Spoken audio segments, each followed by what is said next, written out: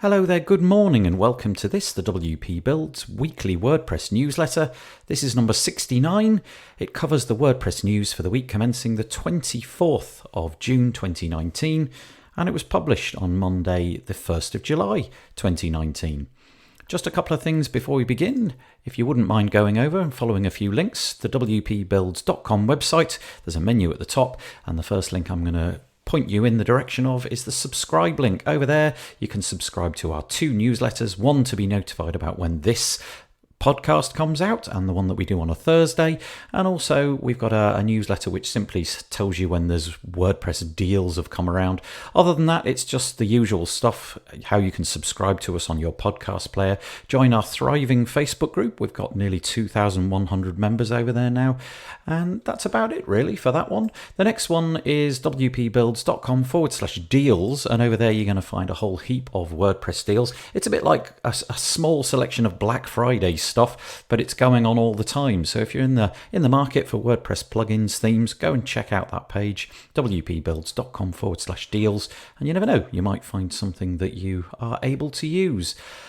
wpbuilds.com/advertise if you would like to be advertising on WP Builds. We do banner ads and we also do audio inserts, a little bit like this. The WP Builds podcast is brought to you today by Kinsta. Are you tired of slow or unreliable hosting? If so, check out Kinsta, who takes managed WordPress hosting to the next level. Powered by the Google Cloud platform, all their plans include PHP 7, SSH and 24/7 expert support. And you can migrate today for free at kinsta.com. And we really do thank our sponsors because they enable us to do podcasts just like this. Okay, let's get stuck into the news.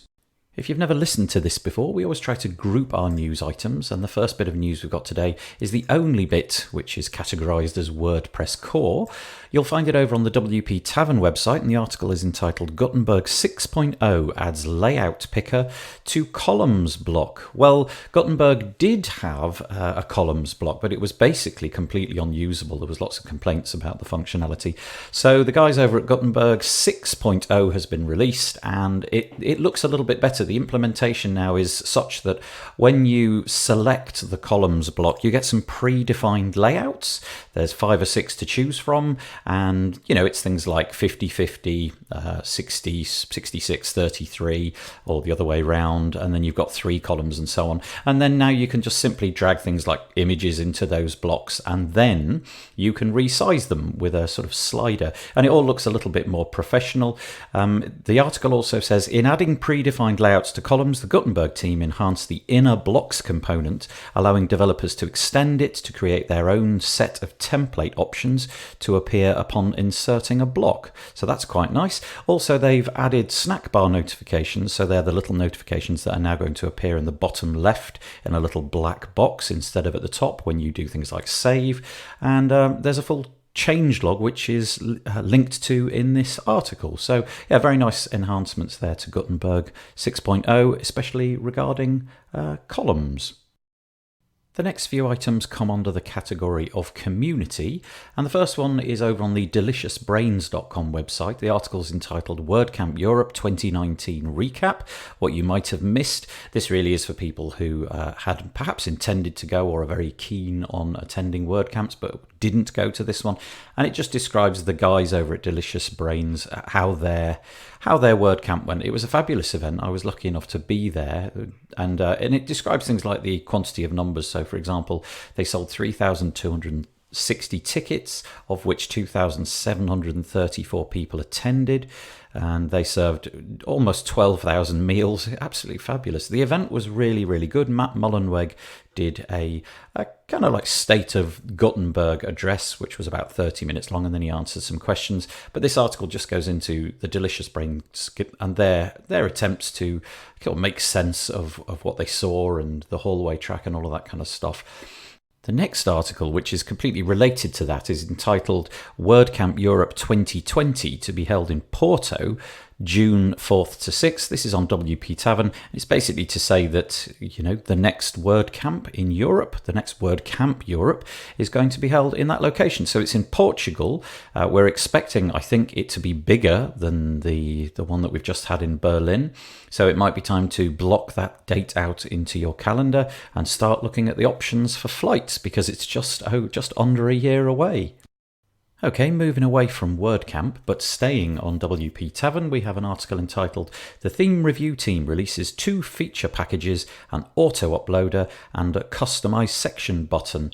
Justin Tadlock, a couple of weeks ago, published a proposal on behalf of the theme review team to create some sort of standardized packages that theme authors can use and sort of just drag and drop them into their themes. And so they've released a couple just to sort of kickstart this whole process. The idea really is to make things so that they're standardized. The first is an Autoloader, and the WP Tavern says that provides the means necessary for theme authors to upload PHP classes. While Composer is recommended, the team has created a PSR4 compliant Autoloader as an alternative to those not ready for Composer. So that's the first package.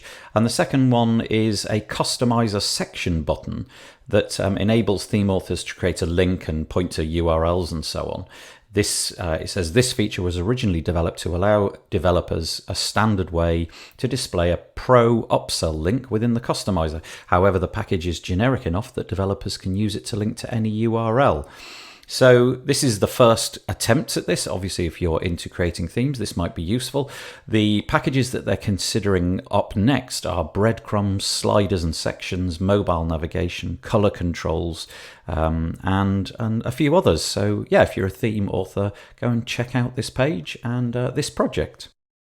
The next piece is over on the TechCrunch.com website, and it's entitled "WordPress Management Site WP Engine Acquires Flywheel as it moves to a $1 billion valuation and IPO." No doubt you've heard of both of these companies. WP Engine and Flywheel are both specialized WordPress hosting companies. Obviously, WP Engine is the giant amongst the pair, and this week, or very late on last week, WP Engine bought Flywheel. The numbers are not disclosed, but the CEO, Heather Brunner of WP Engine, did talk about the fact that they have annual recurring revenue of 132 million and that Flywheel's recurring revenue was 18 million. And the growth that they're experiencing at the moment leads her to believe that by the end of 2020, they will be turning over about $200 million a year, which gives them a sort of valuation on the market of about $1 billion, which is utterly flabbergasting. They were given a very large $250 million donation last year, but this really is just more about coalescence in the WordPress space, the giants taking over the smaller companies, and no doubt we'll see more of this happening in the future. So we're going to continue talking about WP Engine because WP Engine this week have announced a partnership with HubSpot. The article on the WPEngine.com website says HubSpot and WP Engine partner to provide powerful free marketing tools to WordPress users. And the article goes on to explain that if you're using their StudioPress themes on WP Engine, the HubSpot plugin for WordPress will be integrated immediately for you. So you're going to get their free CRM and marketing software. It seems that they're sort of pitching this as a bit of a win-win. There's no cost to you, and yet you get these powerful features inside a powerful CMS. It seems like a bit of a no-brainer, and again, talking about more coalescence, you've got HubSpot joining with WP Engine, seemingly making it more powerful than ever. The plugin, which was launched in 2015, has apparently seen some significant updates, and it now includes form and pop-ups, live chat integration, automatic sync with the HubSpot CRM, simple mail automation, and the ability to engage visitor tracking and lead in intelligence for insight into which pages have been viewed and so on and so forth. So again, if you're using WP Engine and you're not yet decided on which CRM you want to look into, this seems like they've just put it all in front of you. Why not use it? Seemingly dominating the news this week, we've got a third article in a row about WP Engine. Over on their website, we've got an article entitled WP Engine announces Engine for Good. This is a pledge that the WP Engine guys made, that when they had achieved 100,000 customers, they were going to start giving back a larger proportion of the income that they make. And since they acquired Flywheel, they now have 120,000 global customers. And so this pledge has now had to be realised. And what they've decided to do is to give a generous donation in 3 tiers. One is called Open Doors, one is called Open Hearts, and one is called Open Future, and they represent 3 different ways, and hopefully these will impact people in the wider community. So Open Future is all about investing in digital experiences and impacting on the web, and they talk about the properties that they've got, like the Talk Mag and the Genesis framework and so on, that they've been helping with, as well as other things like the Webby Awards and so on. Open Doors is about inclusivity in the working environment and making sure that all of their offices and places where they employ people are being as equal as possible. And they've got some data on this website about how they're doing on that so far. And Open Hearts is probably the one that affects people most in a physical sense. And it says, with 8 offices around the world, WP Engine aspires to serve as a business leader in its local communities as well. Through its Open Hearts pillar, the company encourages its people to give their time, talents and resources to improve the communities where they live and work, primarily focusing on the areas of health, hunger and education. And then they go on to spell out how they're planning to do this. But yeah, nice initiative. I'm not entirely sure if this is a brand new thing or they're just sort of adding on to what they've been doing previously. But nevertheless, nice to see a very large company with a big wallet giving back. The next piece is a thought-provoking article over on chrisvanpatten.com entitled The Gutenberg Crisis. And if you've been following, a couple of years ago, Matt Mullenweg said in his State of the Word address that everybody needed to learn JavaScript deeply. And obviously now that we've got Gutenberg, which is built on top of JavaScript, and in this case the magic of the React framework, PHP is becoming less and less useful in WordPress, and this is creating a little bit of a crisis.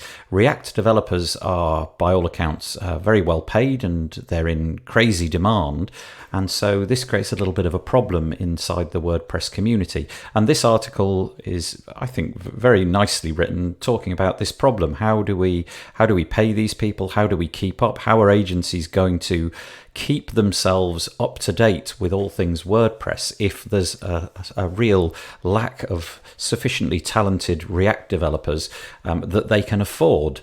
So I think the clarion call here is, look, Gutenberg isn't going away. You need to start learning this stuff if this is your chosen career path, and the time is now. What your agencies are doing about that is going to be key. In some cases, some of the larger agencies have already filled these positions. In other cases, they're having a mixture of PHP developers and JavaScript developers. Who knows? But yeah, I think time to start moving in that direction.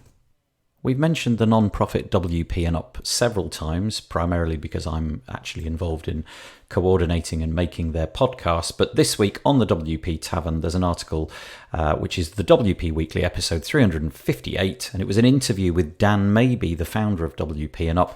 If you've had no exposure to WP&UP and you would like to be involved, they are primarily helping people in the WordPress community with their mental health needs, physical health needs, business and skills health needs, and it's a nice long interview. You can find a YouTube video as well, and it explains all about what the charity is trying to do and how they're managing it at the moment. If you're an iOS user, you may be pleased to know that the WordPress app on iOS has been updated. WP Tavern have an article entitled WordPress for iOS 12.6.1 Revamps stats acknowledges third-party libraries. So go to the iTunes App Store and you'll be able to download it. They've made significant improvements in the way that stats are visible, and they actually look really nice now. I'm looking at a screenshot. I don't actually have an iOS device myself, but the screenshots, the stats are being cached locally now, so they load much quicker. Allegedly in the past those things were troublesome to reload.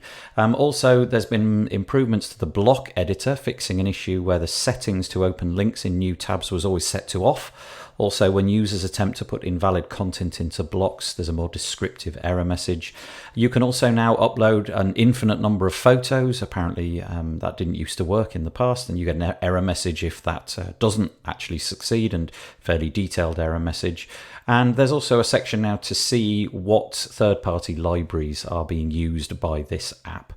The author of this piece, Jeff Chandler, who writes an awful lot on WP Tavern, is critical of the name. Apparently the App Store's name for this app is WordPress #1 Website Builder, and Jeff has reached out to the developers on Slack saying, why is it called that? Because it's not really a website builder, it's more for managing your WordPress website. But nevertheless, iOS improvements. Next one over on WP Tavern is entitled WordPress AMP plugin version 1.2 introduces Gutenberg-powered AMP Stories editor. Now, I don't really have a great deal of experience with AMP, but I know that it's been controversial in the past because of the way it's kind of forced people to adopt this technology, and it feels like a bit of a Google silo, Google created silo. Well, the 1.2 version of the official AMP plugin now includes this capability to create these things called AMP Stories.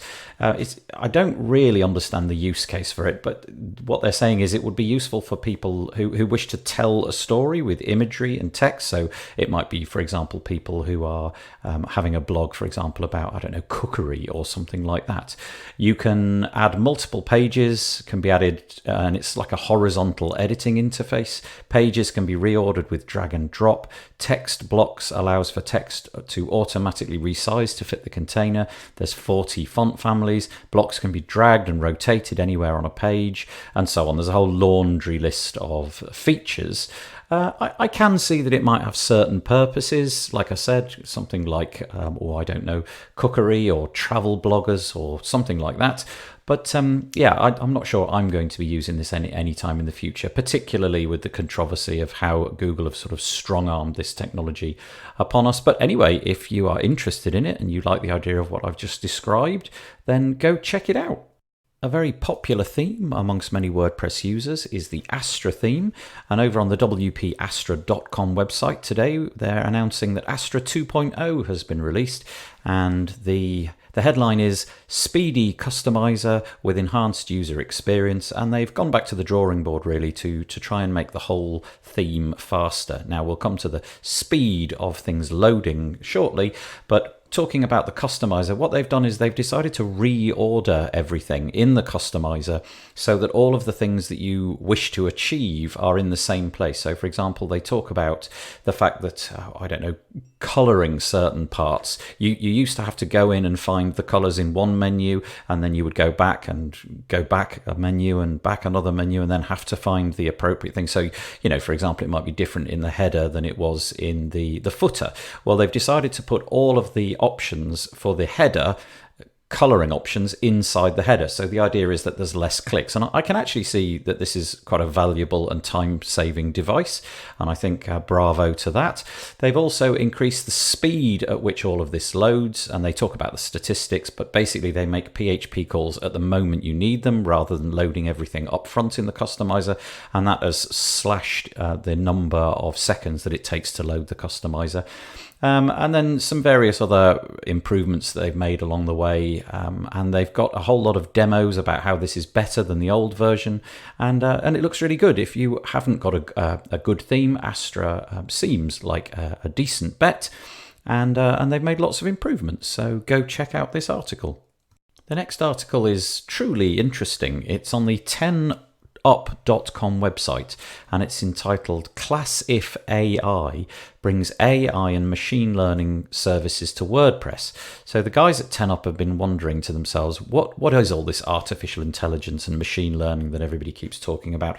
And can we use AI to speed up things in WordPress? And they've settled upon tackling two problems, and they're using Microsoft's Azure platform as well as IBM's Watson platform. You can download this plugin, and based upon the content that you produce, it will send that content off to IBM's Watson, and it will then tell you what would be good tags or categories to assign to it. So obviously at the moment that's a manual process, but the natural language understanding facility that they have reads it all, makes sense of it all, and then says, okay, I think you should tag it under these categories.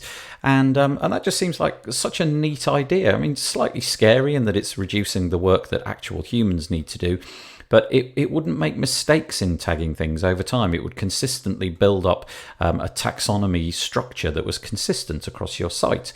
Also, the Microsoft Azure Cognitive Services will see the images that you've uploaded, and for accessibility purposes, it will give them descriptions. So, for example, it might identify what's in that picture, so that somebody with a screen reader, for example, has that done. This is the type of thing that I'm sure gets left all the time when you upload images. I know that I fall foul of this. You don't tag it correctly, or put an alt tag there, and so this is really nice. This kind of AI research helping people produce content, but I'm not sure where it's going to end.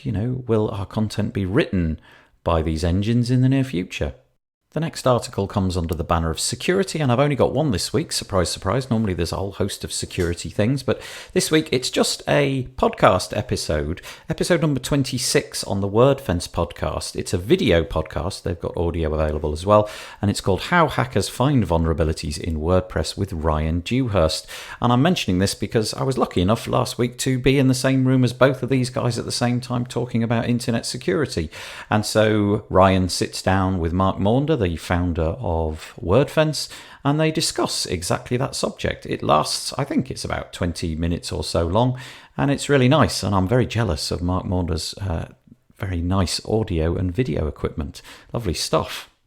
Okay, 3 things coming to you this week from us, WP Builds. The first one is a podcast episode that I released with David Wormsley. It was episode number 134, in which we talk about the subject of what makes us trust WordPress software developers. David started this whole conversation with me years ago, and he spends a long time kind of figuring out if there is a trust metric with developers before he buys their plugins. So he does a bit of research into them. So that's what this podcast is about. What are the categories? What are the criteria that both of us now adopt before we start purchasing WordPress software? So that's quite nice. And the other 2 things that I'm mentioning this week are a couple of podcasts coming your way. Sorry, not podcasts, webinars coming your way. This week, coming up, we've got UX for Everyone, Speed Up Your Design Process with UX. So this is a webinar that I'm doing with Pecha Neri. She's going to be doing a kind of non-salesy look into how to tackle UX problems and how she's tackled them in the past. That's on Tuesday, July the 2nd. And then the following week, so this is on Thursday, the 11th of July, I've got a webinar called Podcasting and Transcribing with WordPress is Easy with Castos. I'm going to be joined by Craig Hewitt, who is the founder of Castos, the plugin the platform which actually powers the WP Builds podcast audio. And he's going to be showing off his new transcribing service. So if you upload some audio into your podcast, it will all get transcribed automatically. So please sign up for both of those. I'd be most grateful if you joined us. Right, we're almost done. We're on to our last section, which is entitled Not WordPress But Useful Anyway. The first one is on TechCrunch. Jony Ive is leaving Apple. He's starting up a new firm, the name of which has temporarily escaped me, but he's leaving Apple. He is the iconic designer of the last 30 years doing Apple stuff like the iPod and the iMac and all of those great things, particularly the iPhone. And I suppose in some sense is responsible for the massive success that Apple has seen lately. So farewell to Jony. I think anybody that's used Apple products during the last decade or so is going to be very indebted to him. The next one is another Apple story on TechCrunch, talking about the fact that Apple Music has now surpassed 60 million subscribers. The reason I bring this up is I'm just interested to see really how people consume their music these days. The heavyweight is Spotify. They have over 100 million subscribers, but it does appear that Apple's music service, which is significantly newer, is catching up at a rate of knots, primarily, I'm sure, because of the hardware that they push out, no doubt with this platform installed upon it. But I consume music. I don't own music anymore. I don't go buy CDs. I consume it by renting it from, in my case, Google. But just interested to see this titanic shift. That's a lot of people on those two platforms. Again on TechCrunch, the next one is entitled Google launches a new portal for small businesses. It's called the Google for Small Business Portal. And really, it's just a new website where you can send your small business clients. It asks them a bunch of questions and gets them basically into the Google ecosystem. No doubt a lot of you will be worrying about things like, doing ads on Google and using Google My Business and so on. Well, there's a new home for all this stuff with a kind of point, click, ask questions, get answers. Here's some recommended options for you. So no doubt we're going to have to learn this new portal all over again. And the very last one this week, NASA chooses Saturn's moon Titan as its next destination. I'm just quite into these sort of space stories. And NASA are going to send a drone onto the surface of Titan, one of Saturn's moons. It's not mooted to happen for ages and ages. I think it was in 2034 or something. But if you're a space watcher, the idea of landing something which can fly around on another planet, it was remarkable when Curiosity could trundle about on its wheels on the surface of Mars. Well, this is significantly further, and it's got rotor blades. Absolutely brilliant piece of tech. Right, that's all the news that I've got for you this week. I hope that you managed to get something valuable from it. The WP Builds podcast is brought to you today by Kinsta. Kinsta takes managed WordPress hosting to the next level. Powered by the Google Cloud Platform, your site is secured like Fort Knox and runs on speed-obsessive architecture. You get access to the latest software and developer tools such as PHP 7, SSH and staging environments. And the best part, their expert team of WordPress engineers are available 24/7 if you need help. So you can migrate today for free at kinsta.com. Okay, join us on Thursday for a new podcast episode. Failing that, come back on Monday and listen to the next weekly news. As always, I will be joined on Monday by some live guests. We go over the WordPress news. And so join us in the Facebook group at 2 p.m. UK time every Monday, and we'll be talking through the WordPress news. It's really nice if people show up and give us their commentary and ask us, questions and so on. It's very enjoyable indeed. And remember those webinars, Pictionary this week and Castos next week. Bye-bye for now.